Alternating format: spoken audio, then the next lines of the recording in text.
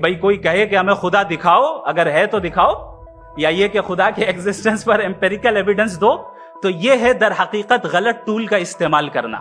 ये ऐसा ही है कि जावेद साहब मुझसे ये मुतालबा करें कि मुफ्ती साहब आप मेटल डिटेक्टर के जरिए प्लास्टिक डिटेक्ट करके दिखाएं। ये तो बहुत ही अहमखाना बात होगी कि कोई आदमी कहे साहब अगर खुदा है तो मुझे दिखाइए।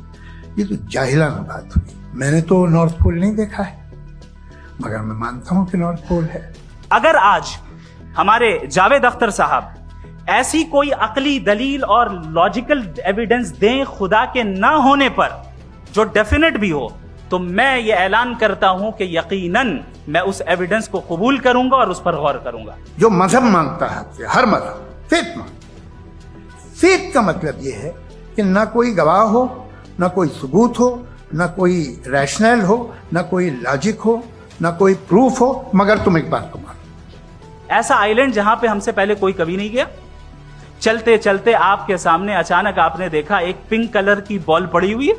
सबसे पहला सवाल आपके जहन में क्या आएगा कि ये बॉल यहां क्यों आई, कैसे आई, ये पिंक कलर की ही क्यों है, कोई और कलर भी हो सकता था। नेचुरली आप इस तरफ पहुंचेंगे कि कोई ना कोई है जिसने इन स्पेसिफिक प्रॉपर्टीज के साथ इस बॉल को बनाया है और यहां पे रखा है। हर मजहब आपसे एक चीज मांगता है, फेथ। ये फेथ क्या चीज होती है? दुनिया का हर मजहब फेथ पे टिका है, और फेथ का मतलब है एक ऐसा यकीन जिसका कोई सबूत, कोई गवाह, कोई रैशनल नहीं।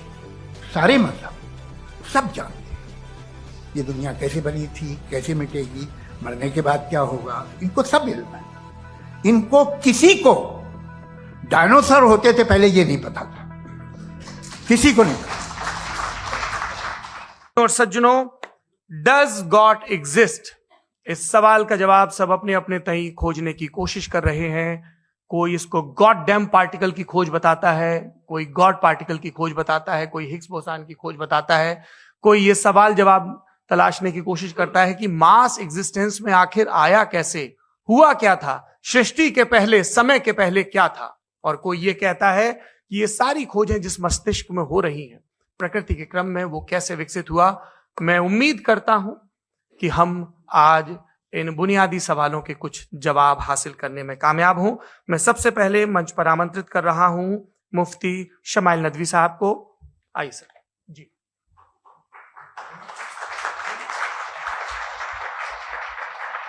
तमाम तारीफें उस क्रिएटर के लिए जिसने इस यूनिवर्स को एक मकसद के तहत पैदा किया है। रिस्पेक्टेड जनाब जावेद अख्तर साहब, मिस्टर सौरभ द्विवेदी, और respected audience, thank you all for being here today.